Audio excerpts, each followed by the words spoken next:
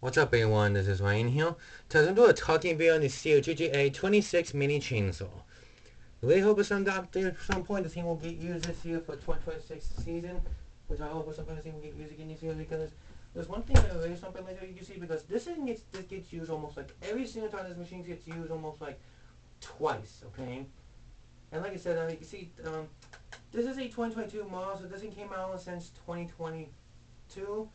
But I got this in 2023, and then I used it in 2023, then I used it in 2024, then I used last year in 2025, and this thing got used in April and June, you can see, so I hope at some point it will get used again this year again, because you see, the battery still got 3 bars left in the battery, which I know at some point, because I know at some point this thing would definitely be used again, because this thing gets used almost like quite a bit of times, because, well, you know how it's a machine thing, used almost quite a bit, because you have to push the safety down to get it to work, but if you don't, it won't do anything until you push this down, you can see, which is, it's not bad in my opinion, but I do like the machine one, you can see, so, and like I said, it will get used again this year, like for 2026 Maui season, which I hope at some point it will get used again this year,